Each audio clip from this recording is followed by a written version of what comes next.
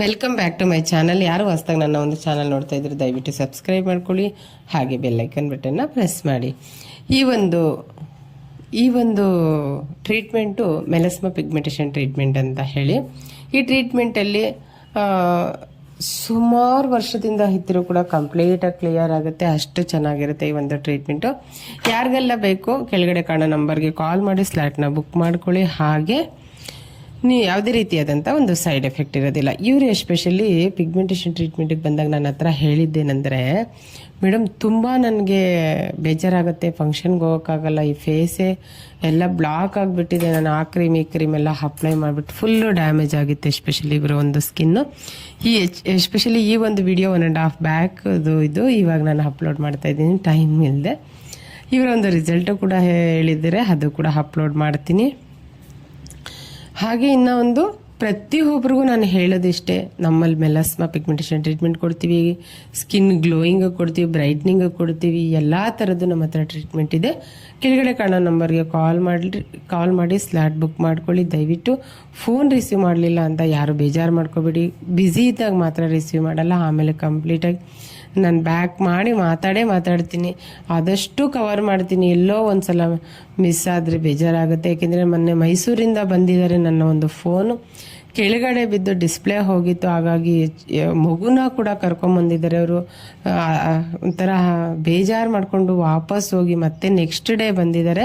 ದಯವಿಟ್ಟು ಮೇಡಮ್ ಇನ್ನೂ ಒಂದು ನಂಬರ್ ಕೊಡಿ, ಒಂದು ನಂಬರಲ್ಲೇ ಆಗೋದಿಲ್ಲ ಅಂತ ಹೇಳ್ತಾಯಿದ್ರು. ಖಂಡಿತವಾಗ್ಲೂ ಇನ್ನೂ ಒಂದು ನಂಬರು ಕೂಡ ನಾನು ಹಾಕ್ತೀನಿ. 2 ನಂಬರ್ ಇರುತ್ತೆ, 2 ನಂಬರಲ್ಲಿ 1 ನಂಬರ್ ಅಂತೂ ಸಿಗುತ್ತೆ, ಅದು 2 ಫೋನ್ಗೆ ಹಾಕಿದ್ದೀನಿ. ಹಾಗಾಗಿ ಇನ್ಮೇಲೆ ಯಾರಿಗೂ ಈ ಒಂದು ಪ್ರಾಬ್ಲಮ್ ಇರಲ್ಲ. ದಯವಿಟ್ಟು ಅವರು ಮೈಸೂರಿಂದ ಬಂದು ಮಗುನೂ ಕರ್ಕೊಂಡು ಬಂದು ರಿಟರ್ನ್ ಹೋಗಿರೋದಕ್ಕೆ ನನ್ನ ಕಡೆಯಿಂದ ಸಾರಿ. ಹಾಗೆ ನೆಕ್ಸ್ಟ್ ಡೇ ಬಂದಿದ್ದಕ್ಕೆ ನಿಜವಾಗ್ಲೂ ನಾನು ತುಂಬ ಖುಷಿ ಆಯಿತು. ನನ್ನ ಬಗ್ಗೆ ಇಟ್ಟಿರೋ ಒಂದು ನಂಬಿಕೆ ವಿಶ್ವಾಸಕ್ಕೆ ನಾನು ತುಂಬ ಖುಷಿ ಪಡ್ತೀನಿ. ಹಾಗೆ ಅವರ ಒಂದು ರಿಸಲ್ಟು ಕೂಡ ನಾನು ನೆಕ್ಸ್ಟ್ ವಿಡಿಯೋದಲ್ಲಿ ಅಪ್ಲೋಡ್ ಮಾಡ್ತೀನಿ.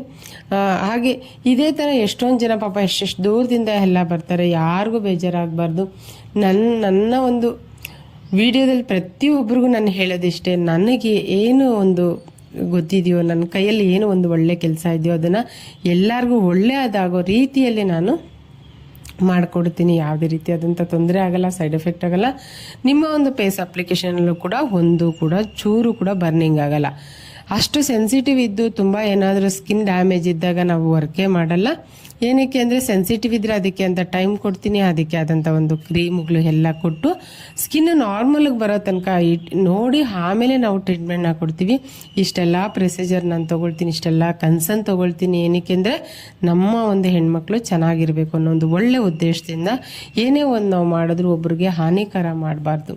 ನಾವು ಏನೇ ಒಂದು ಕೆಲಸ ಮಾಡಿಕೊಟ್ರು ಅದರಿಂದ ಎಲ್ಲರಿಗೂ ಖುಷಿ ಆಗಬೇಕೇ ಆಗಲಿ, ಅದರಿಂದ ತೊಂದರೆ ಆಗಬಾರ್ದು. ಆ ಒಂದು ಒಳ್ಳೆ ಇಂಟೆನ್ಷನಿಂದ ಈ ಒಂದು ವಿಡಿಯೋದಲ್ಲಿ ಈ ಒಂದು ಮಾತು ಹೇಳ್ತಾ ಇದ್ದೀನಿ.